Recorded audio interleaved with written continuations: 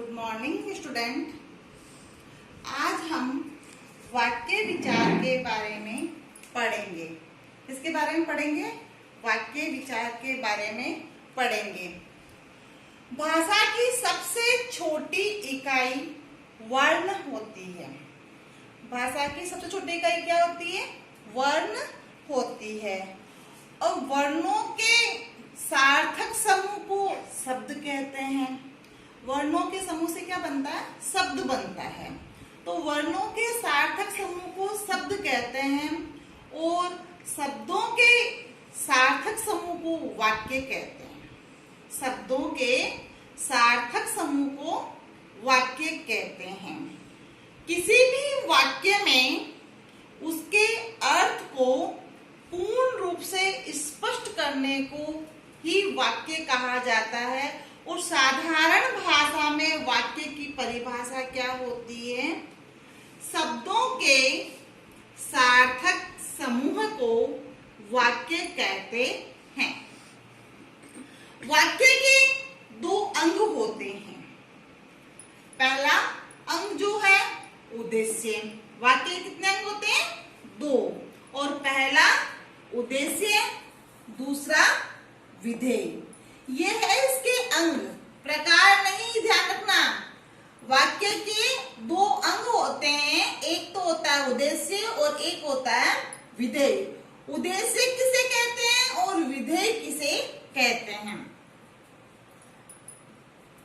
उद्देश्य वाक्य में जिसके संबंध में कुछ कहा जाता है उसे उद्देश्य कहते हैं।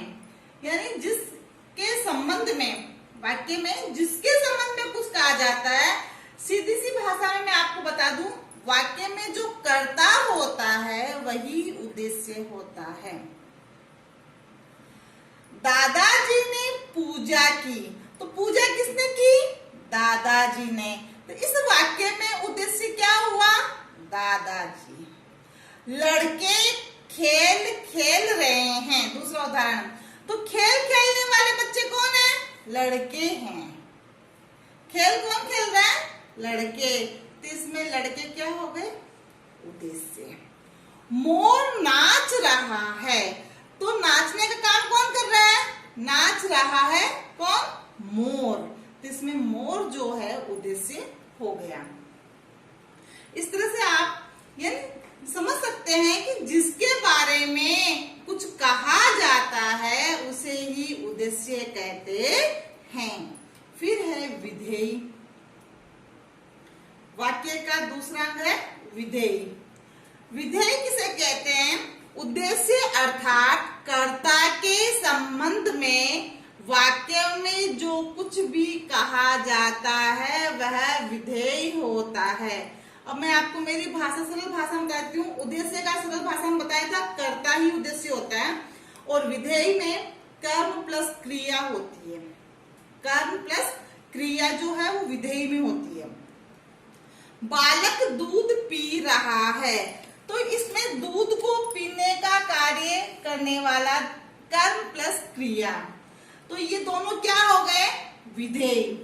वह मेरी पुस्तक पढ़ता है, तो पुस्तक और उसको पढ़ने का कार्य करने वाला क्या हो गया?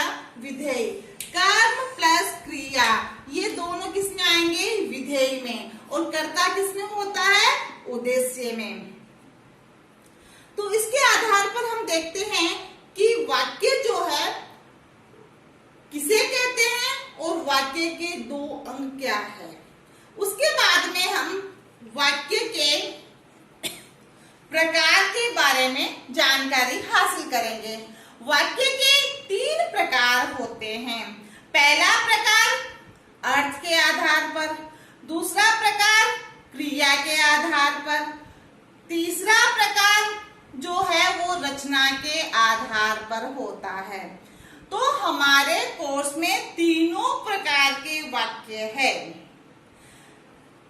8 तक तो आप लोगों ने रचना के आधार पर ही वाक्य को पढ़ा होगा, लेकिन हम अर्थ के आधार पर, क्रिया के आधार पर और रचना के आधार पर, तीनों आधार पर वाक्य को पढ़ेंगे। तो अब हम जो पढ़ेंगे पहले वो है अर्थ के आधार पर वाक्य। किसके आधार पर? अर्थ के आधार पर वाक्य। तो मैंने उसको समझाने के लिए आपको एक डायग्राम बनाया है, आप देखें इस डायग्राम को। अर्थ के आधार पर वाक्य जो है वो पहले प्रकार का वाक्य है विधानवाचक वाक्य। पहले प्रकार का वाक्य क्या है? विधानवाचक वाक्य। दूसरे प्रकार का वाक्य है निषेधात्मक वाक्य। तीसरे प्रकार का वाक्य है प्रश्नवाचक वाक्य। चौथे प्रकार का वाक्य आज्ञावाचक वाक्य। पांचवें प्रकार का वाक्य विस्मयादि बोधक वाक्य। छठे प्रकार का वाक्य इच्छावाचक वाक्य। सातवें प्रकार का वाक्य संदेहवाचक वाक्य। और आखिरी आठवें प्रकार का वाक्य है वो संकेतार्थक वाक्य होता है, संकेत के आधार पर वाक्य। इस प्रकार से अर्थ के आधार पर हमने इसके 8 प्रकार के वाक्य को देखा। तो ये कितने हो गए कुल वाक्य? 8। अब प्रत्येक वाक्य की परिभाषा और उदाहरण हम देखेंगे कि विधानवाचक वाक्य किसे कहते हैं, निषेधात्मक वाक्य किसे कहते हैं, प्रश्नवाचक वाक्य किसे कहते हैं, आज्ञावाचक वाक्य जो है किसे कहते हैं। इस प्रकार से हम प्रत्येक एक एक वाक्य के बारे में जानकारी हासिल करेंगे। तो मैं आपको प्रत्येक एक एक वाक्य के बारे में जानकारी देती हूँ।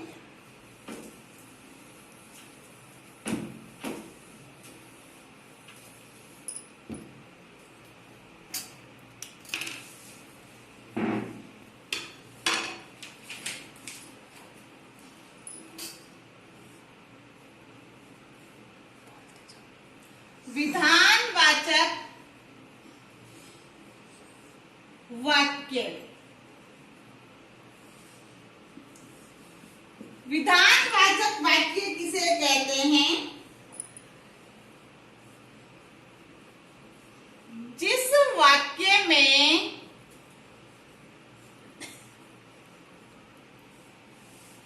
कार्य का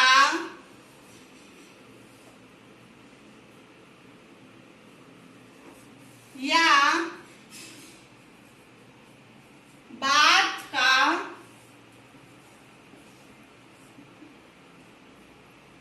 होना पाया जाता है उसे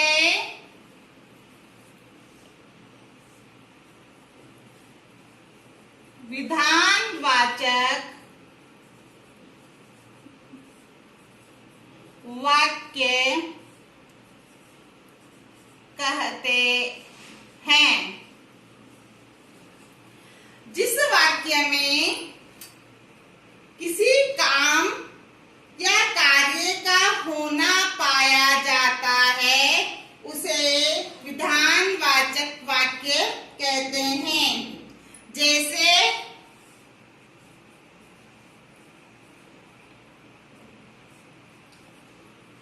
मैं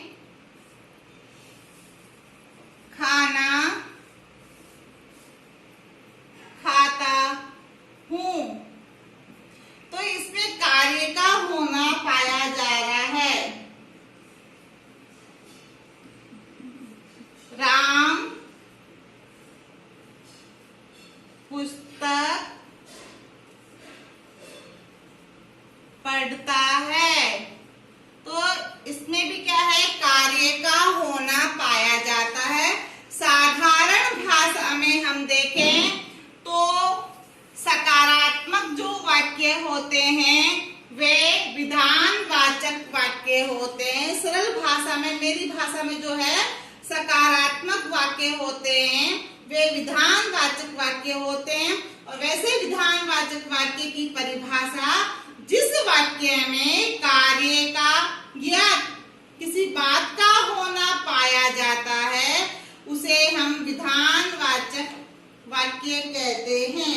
उसके बाद है दूसरा अपना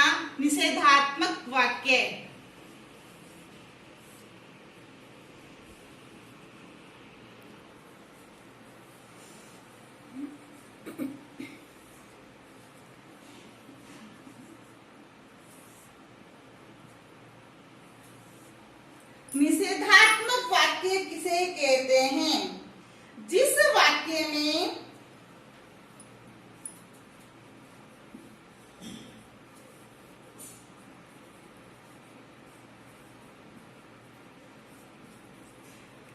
किसी कार्य या बात का होना, बात का या काम का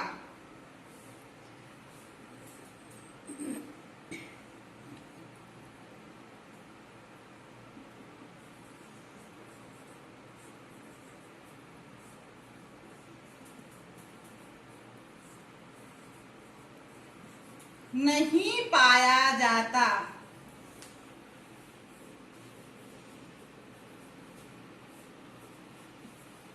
उसे निषेधात्मक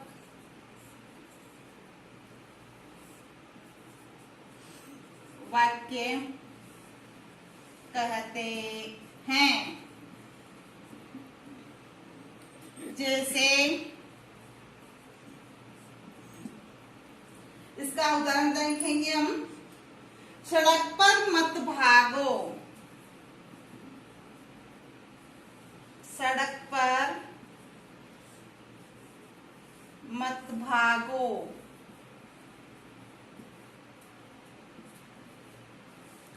दूसरा उदाहरण हम देखेंगे, मीरा घर पर नहीं है,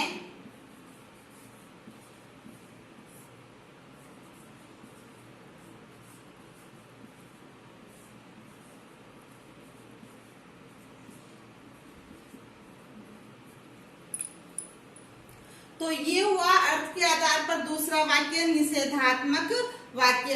जिस वाक्य में किसी कार्य, बात, काम का होना नहीं पाया जाता उसे निषेधात्मक वाक्य कहते हैं। जैसे सीधी सी और सरल भाषा में नकारात्मक वाक्य, विधानवाचक में था सकारात्मक वाक्य और निषेधात्मक वाक्य में नकारात्मक वाक्य। जिस कार्य में काम नहीं होता है तो वहां पर नकारात्मक वाक्य होता है, तो उसे हम क्या कहेंगे? निषेधात्मक वाक्य। सड़क पर मत भागो, यह सड़क पर नहीं भागना है। मीरा घर पर नहीं है, ये भी नकारात्मक वाक्य हो गया। इस तरह से हम देखते हैं कि वाक्य विचार में ये दो प्रकार के वाक्य हो गए, आपके विधानवाचक और निषेधात्मक वाक्य। अगला जो है वो प्रश्नवाचक वाक्य है। कौन सा है? प्रश्नवाचक वाक्य। अब हम प्रश्नवाचक वाक्य के अंदर जाएंगे और उसकी परिभाषा को देखेंगे और समझेंगे।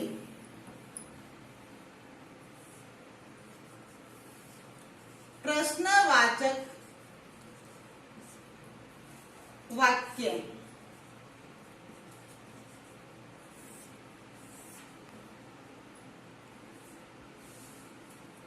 जिस वाक्य में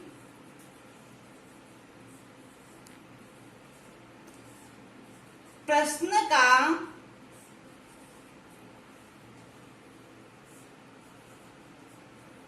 बोध होता हो,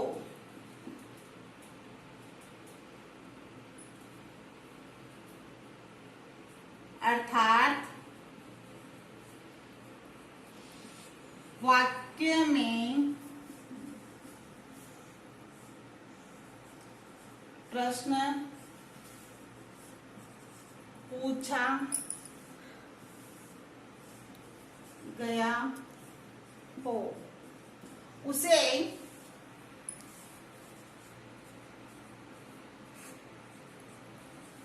प्रश्नवाचक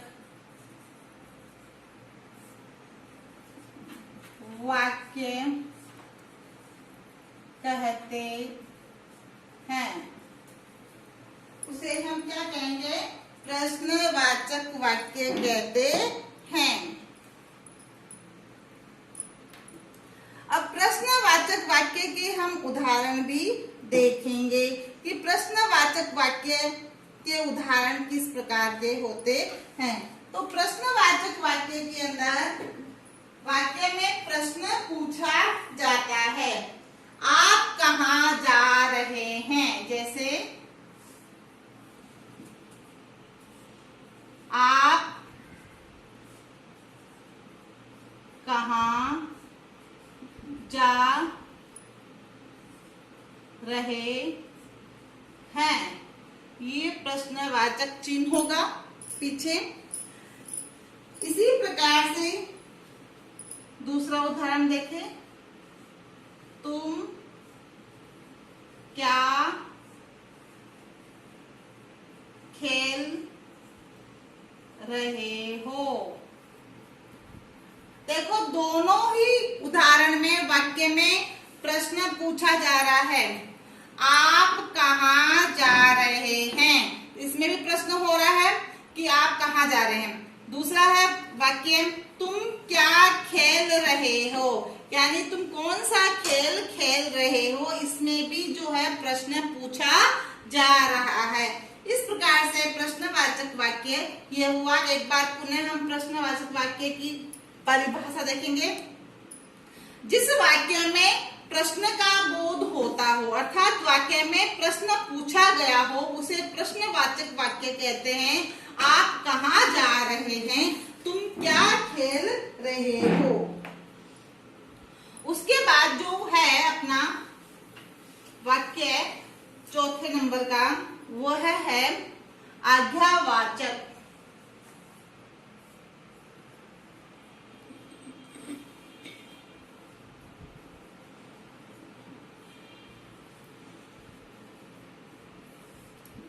आज्ञावाचक वाक्य।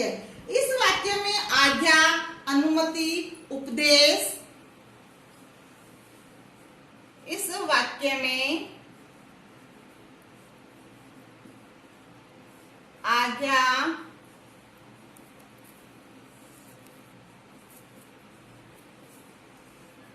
अनुमति,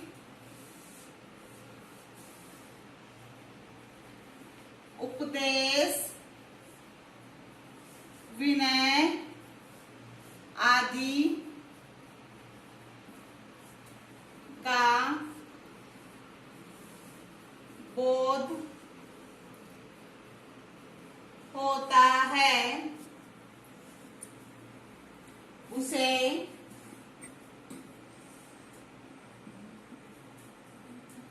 आज्ञा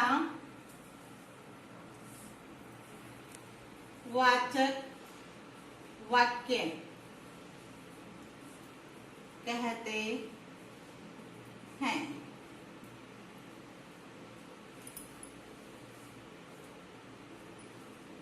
आज्ञावाचक वाक्य का उदाहरण हम देखेंगे।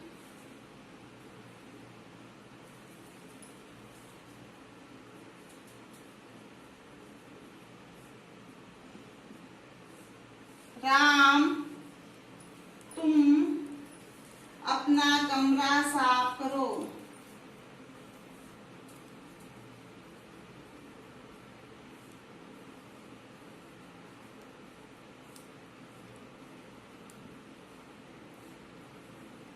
देखो, इस वाक्य में आज्ञा दी गई है राम को कि कमरा साफ करो। ऐसे ही मीरा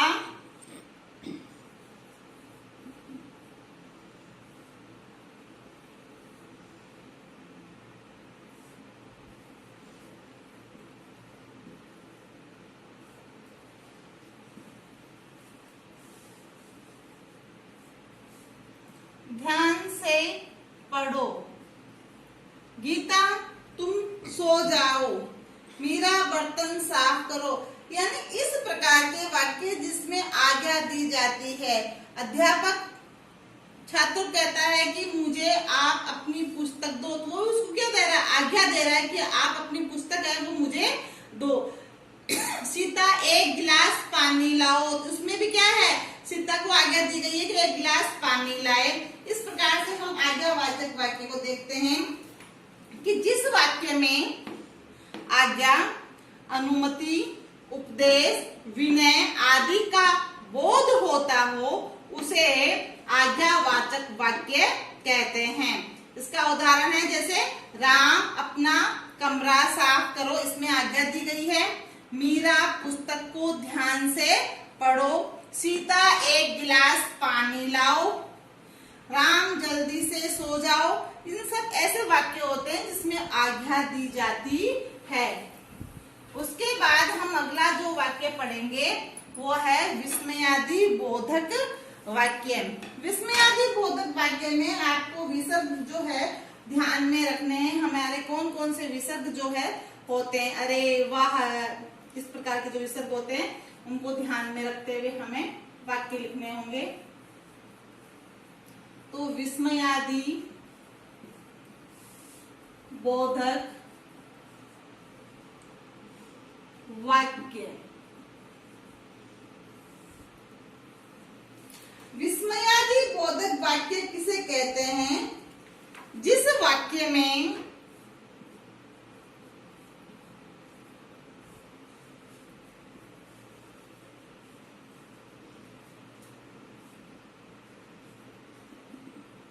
हर्ष, शोक, विषाद, हर्ष, शोक, घृणा, विषाद और विस्मय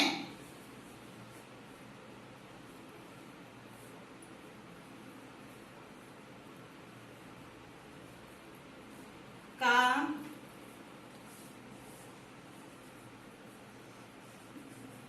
बोध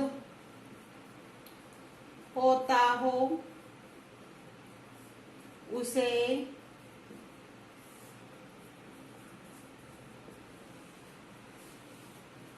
विस्मयादि बोधक वाक्य कहते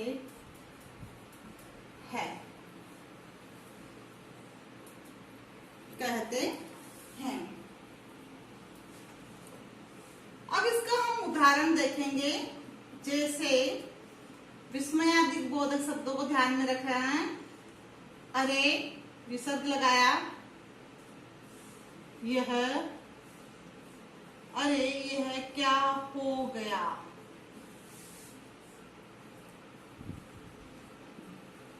अरे यह क्या हो गया।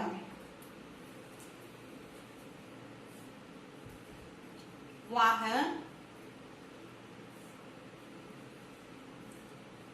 कितना सुंदर दृश्य है। इन दोनों में विस्मयादि बोधक जो शब्द होते हैं उनका प्रयोग करके और विसर्ग लगाकर और फिर वाक्य को बनाया गया है। तो इनकी पहचान, ऐसा वाक्य अगर एग्जाम में आ जाए और पूछा जाए ये कौन सा वाक्य है, तो आप आराम से बता सकते हैं कि ये विस्मयादि बोधक वाक्य है। एक बार विस्मयादि बोधक वाक्य की परिभाषा देखें। जिस वाक्य में हर्ष, शोक, घृणा, विषाद व विस्मय का बोध होता हो उसे विस्मयादि बोधक वाक्य कहते हैं। जैसे अरे यह क्या हो गया। दूसरा उदाहरण, वाह कितना सुंदर दृश्य है। इसके बाद में है आपका इच्छावाचक वाक्य।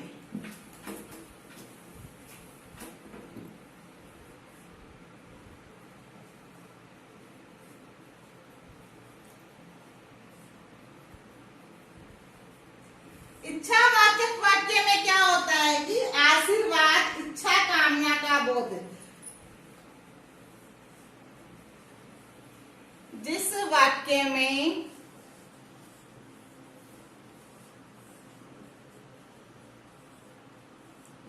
आशीर्वाद, इच्छा, कामना का बोध होता हो, वहां पर क्या होता है, वह इच्छावाचक वाक्य होता है।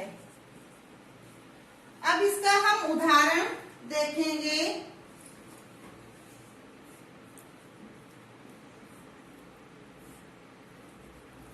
ईश्वर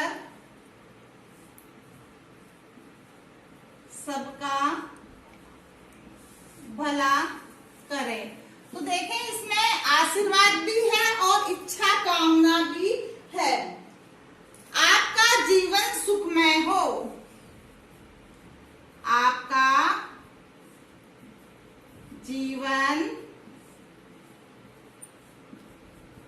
सुखमय हो, ये हो गए आपके इच्छावाचक वाक्य। जिस वाक्य में आशीर्वाद और इच्छा कामना का बोध होता हो, वहां इच्छावाचक वाक्य होता है। ऐसे वाक्य जैसे ईश्वर सबका भला करे, इसमें आशीर्वाद इच्छा कामना है। आपका जीवन कैसा हो, सुखमय हो, इसमें भी आपको आशीर्वाद और इच्छा कामना की जो है प्राप्ति होती है। इसके बाद है संदेहवाचक वाक्य।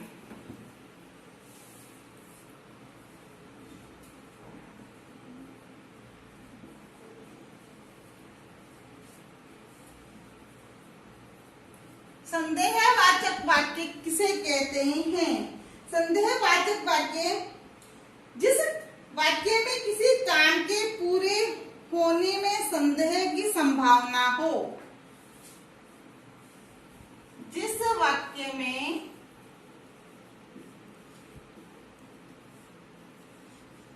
काम के पूरा होने की संभावना हो, उसे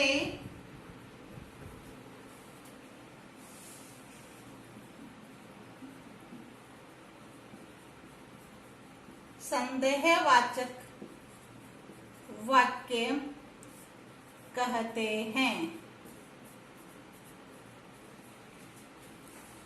इसका उदाहरण है, शायद वे कल आएंगे या आए। शायद वे कल आए। शायद कल वर्षा होगी। इसमें काम पूरा होने की संभावना का संदेह होता है या भाव प्रकट होता हो, उसे संदेहवाचक वाक्य कहते हैं। संभावना का भाव प्रकट होता हो, उसे हम क्या कहेंगे? संदेहवाचक वाक्य।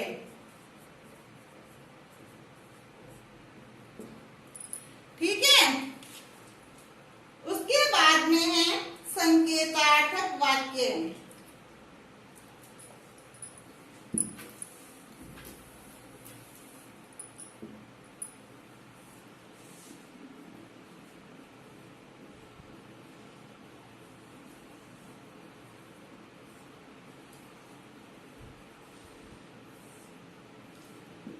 आठवां है ये संकेतार्थक वाक्य। संकेतार्थक वाक्य किसे कहते हैं? जिस वाक्यों में संकेत या शर्त, जिस वाक्य में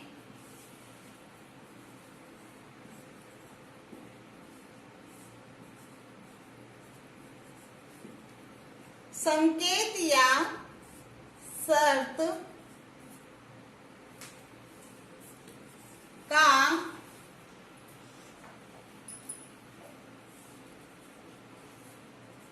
बोध होता हो, उसे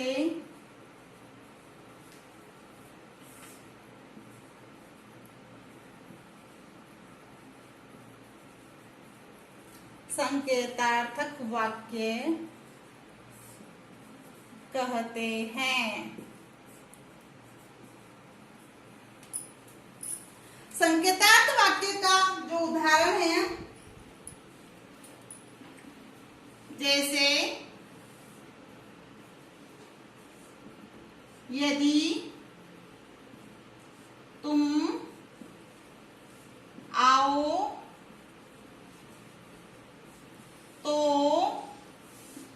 तो मैं चलूं,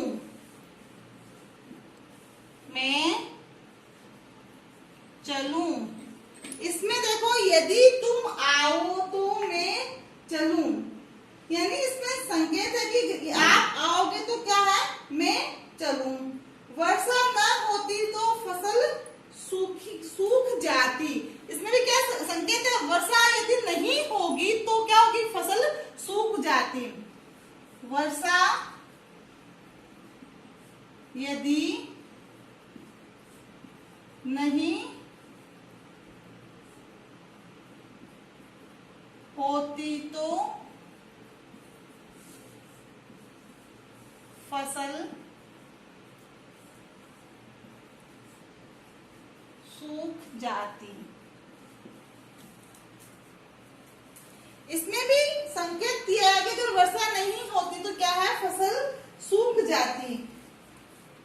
यदि तुम आओ तो मैं चलूं, इसमें भी ये संकेत है, नहीं तो मैं नहीं जाऊंगा। तो इस प्रकार से संकेतवाचक वाक्य हुआ। जिस वाक्य में संकेत या शब्द का बोध होता हो उसे संकेतार्थक वाक्य कहते हैं।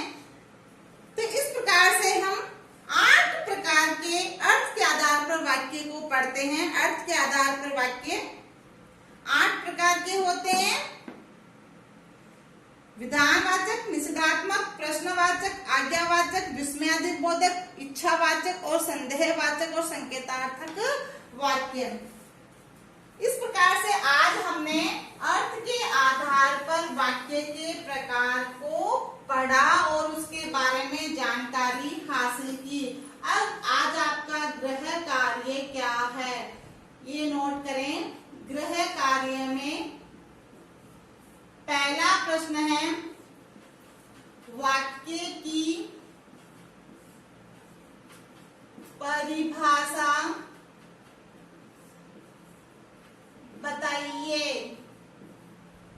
दूसरा प्रश्न है, वाक्य के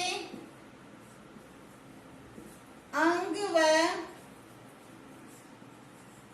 भेद के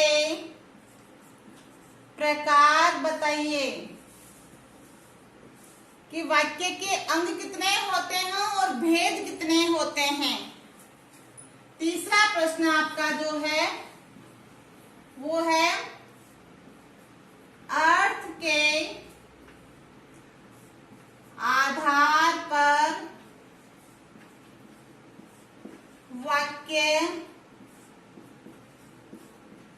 कितने होते हैं।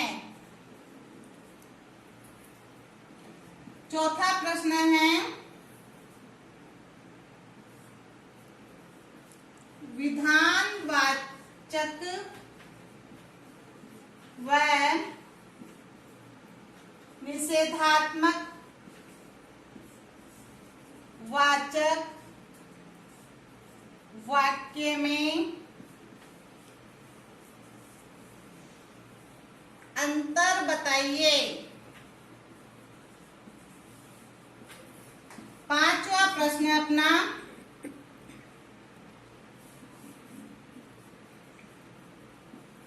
आज्ञावाचक व इच्छावाचक वाक्य किसे कहते हैं।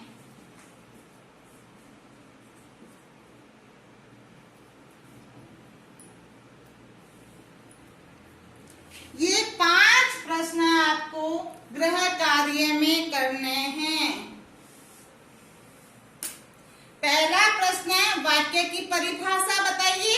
दूसरा प्रश्न, वाक्य के अंग व भेद बताइए। तीसरा प्रश्न, अर्थ के आधार पर वाक्य कितने होते हैं? नाम लिखिए। क्या लिखना है आपको? नाम बताइए, साथ में नाम भी बताना है प्रकार के साथ में। और उसके बाद है विधानवाचक व निषेधात्मक वाचक वाक्य में अंतर बताइए। आज्ञावाचक व इच्छावाचक वाक्य किसे कहते हैं? इस प्रकार आपको होमवर्क में कुल 5 प्रश्न करने हैं और अर्थ के आधार पर वाक्य की जानकारी आपको अच्छी तरह से पढ़नी है। Thank you.